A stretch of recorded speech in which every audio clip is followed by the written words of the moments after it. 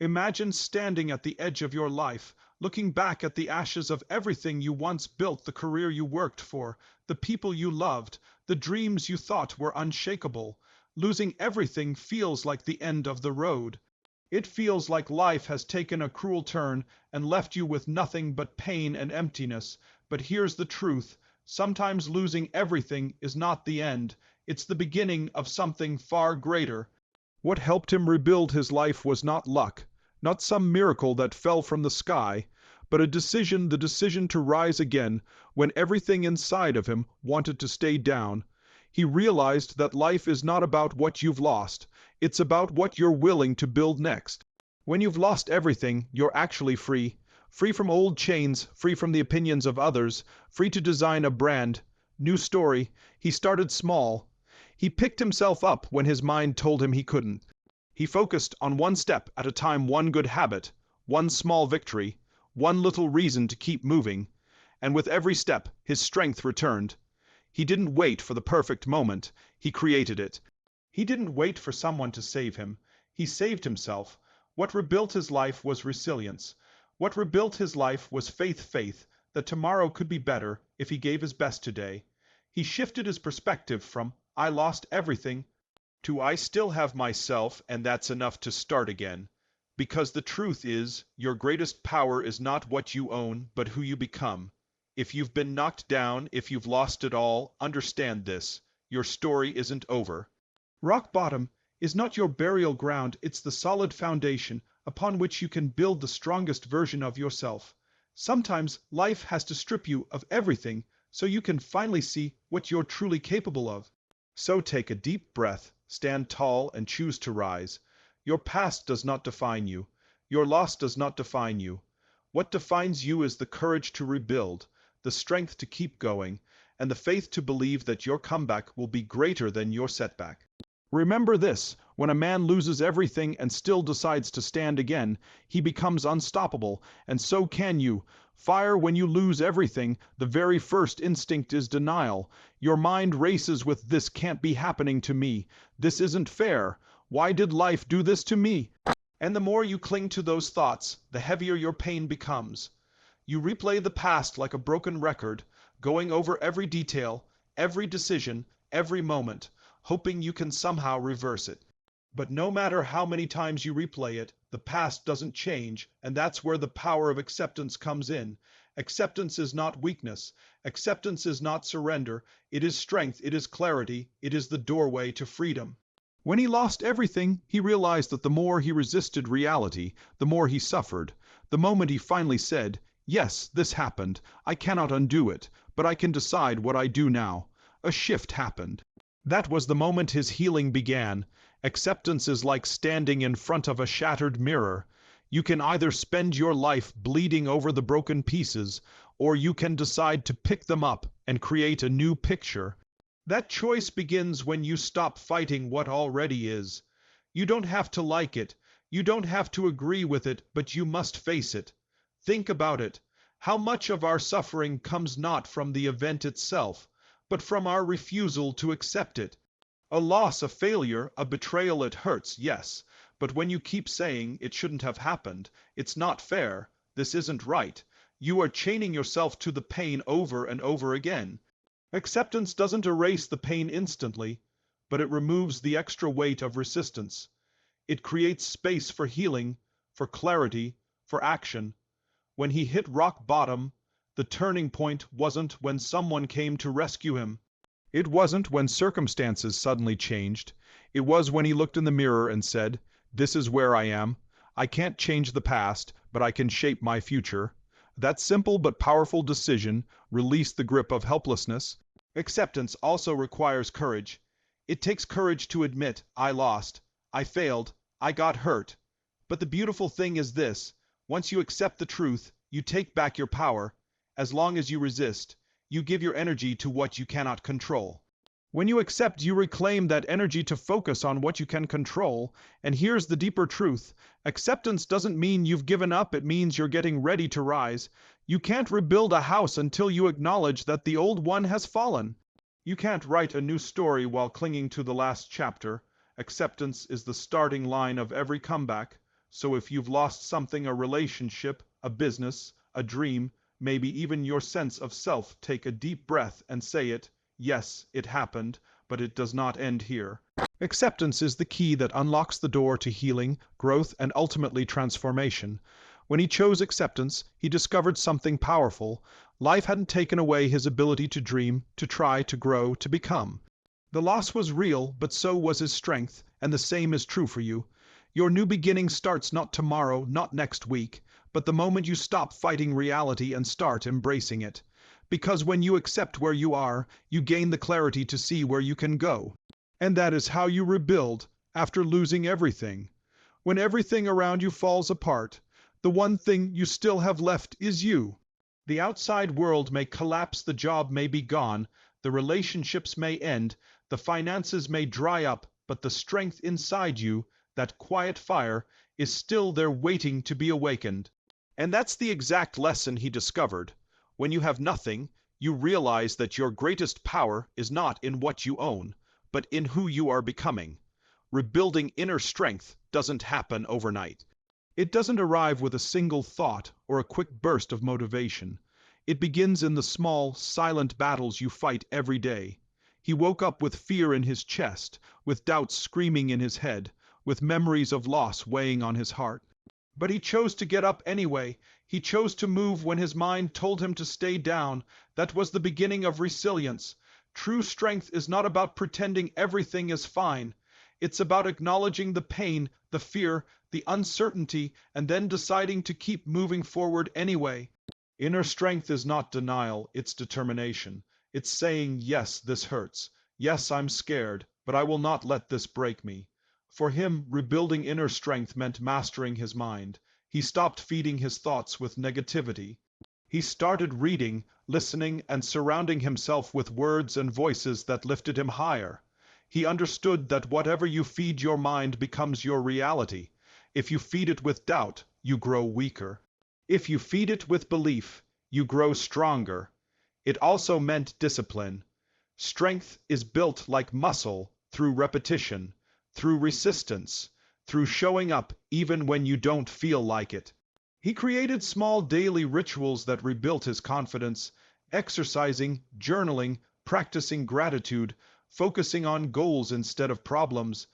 Each little act was like a brick, and over time, those bricks formed the foundation of a new self. But perhaps the most powerful shift was when he realized that strength comes not from avoiding struggle, but from embracing it. Every challenge became a training ground. Every setback became an opportunity to grow tougher, sharper, wiser. Instead of asking, "Why is this happening to me?" he started asking, "What is this teaching me?" That shift turned his pain into power. Rebuilding inner strength also required forgiveness, forgiving others, but most importantly, forgiving himself. The guilt of mistakes, the shame of failure, the regret of what could have been, these were heavy weights, and until he let them go, he couldn't move forward. Forgiveness became freedom, and freedom gave him the strength to start again. And here's the truth. Inner strength is not about being unbreakable. It's about knowing that even if you break, you can rise again. It's about knowing that no matter what the world takes from you, it cannot take your will to fight, your ability to grow, and your power to begin again. So if you've lost everything, don't look for strength in the outside world, look within. It's already there. It's in the choice to rise one more time. It's in the decision to take one more step. It's in the courage to believe that you are more than your circumstances. When he rebuilt his inner strength, he didn't just rebuild his life, he rebuilt himself into someone stronger, wiser, and unshakable. And so can you. Because in the end, strength is not found in never falling. It's found in always getting back up. Fire, when he stood in the ruins of his old life, the biggest temptation was to want everything back at once, to rebuild the career, regain the money, repair the relationships, and restore his sense of identity instantly. But here's the truth, trying to rebuild everything overnight only leads to frustration and burnout. Real transformation doesn't come from giant leaps, it comes from small, steady steps. That's the secret he discovered. Start small, build momentum. At first, the mountain looked impossible to climb. The gap between where he was and where he wanted to be felt overwhelming. But instead of focusing on the mountain, he focused on the next step, just one. Because momentum doesn't come from thinking about the finish line, it comes from moving your feet. He began with the simplest things, waking up early, going for a walk, reading a chapter of a book, writing down 3 things he was grateful for. These actions seemed small, almost insignificant, but that's the beauty of small beginnings. They are manageable, they are repeatable, and they build confidence. Each little victory whispered, "You're not stuck. You're moving. You're rebuilding." And something amazing happens when you stack small wins. They compound. One walk leads to a routine. One journal entry leads to self-awareness. One act of discipline leads to another. Slowly, the fog of helplessness clears, and you begin to see progress. And progress, no matter how small, creates momentum. Think of it like pushing a heavy boulder. At first, it barely moves. You struggle, you sweat, you wonder if it's worth it. But once it starts rolling, even slowly, it gets easier to keep it moving. The same applies to life after loss. That first step is the hardest, but once you take it, the second becomes easier, and the third easier still. He learned to measure progress not by how much he had rebuilt in a day, but by whether he had moved forward at all. He stopped comparing himself to others and started comparing himself to who he was yesterday, and that shift gave him power, because progress isn't about perfection, it's about direction. Small steps also protect you from fear. When you think too big, fear paralyzes you. But when you break it down, when your focus is just on today, just on this task, just on this one step, the fear shrinks. And before you know it, you've gone further than you ever imagined. Momentum also attracts opportunities. The moment you start moving, doors begin to open. People notice your energy. Ideas flow more easily. Confidence grows naturally. He found that by taking small actions consistently, he didn't have to chase big opportunities. They started coming to him. And the most powerful part, momentum doesn't just rebuild your life, it rebuilds you. Each small step proves that you are capable, that you are strong, that you are no longer a victim of your circumstances, but the author of your comeback. So if you feel stuck, if you feel like the mountain in front of you is too high, remember this: you don't have to climb it today. You just need to take the next step. That step may be small, but it is powerful. Because small steps create momentum. Momentum creates progress, and progress creates transformation. This was the lesson that lifted him out of despair. He didn't wait for the perfect moment to rebuild, he created it by starting small. And one day, he looked back and realized he was no longer standing in ruins, but in the foundation of a brand new life. So start small, start today, because small steps done consistently will take you further than giant leaps you never take. When he lost everything, the hardest part wasn't just the emptiness, it was the noise around him. The voices of people who doubted him, the whispers of negativity, the energy of those who reminded him of what he no longer had. And in those moments, he realized a life-changing truth. Your environment shapes your future. You can't rebuild your life while drowning in toxic energy. You can't rise if you're surrounded by people who keep pulling you down. The company you keep, the conversations you have, the energy you allow into your space, all of it either strengthens your comeback or weakens it. When he hit rock bottom, some people disappeared. Friends he thought would stay were nowhere to be found.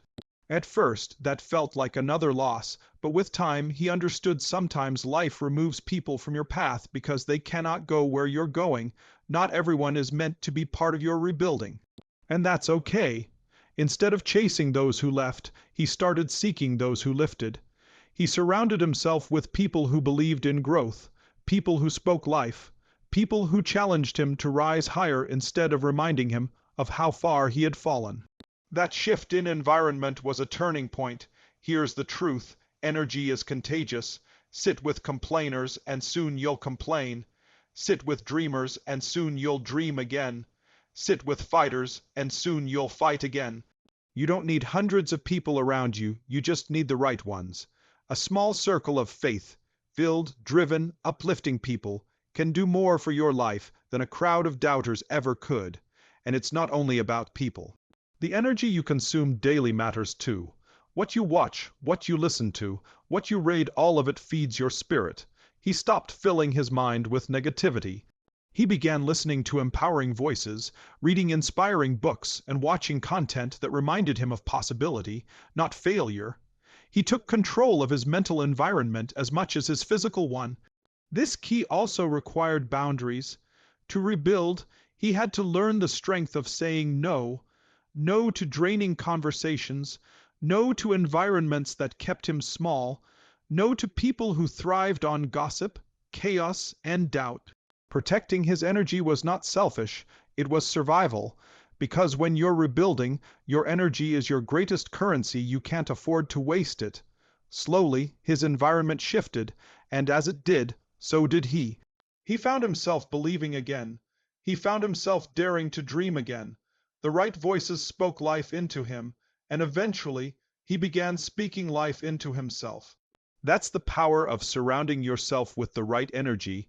It accelerates your healing, strengthens your resilience, and sharpens your vision. It reminds you that you are not alone, that others have walked through storms and come out stronger, and that you can too. So if you're rebuilding after loss, take a hard look around you. Who are you listening to? Who are you allowing into your space? Is their energy building you up or breaking you down? If you want to rise, you must be intentional about your circle. Surround yourself with people who clap when you win, who push you when you're tired, who see your potential even when you can't see it yourself. Surround yourself with voices that remind you that the story isn't over, that your setback is not final, and that your future is worth fighting for.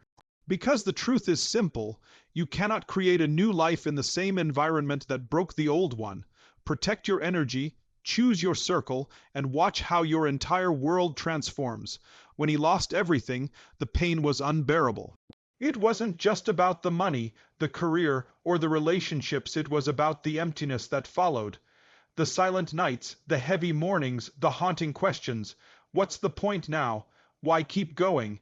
And yet, within that pain, a new seed was planted, the seed of purpose. Here's the truth. Pain can do two things. It can break you, or it can build you. It can bury you, or it can birth something greater in you.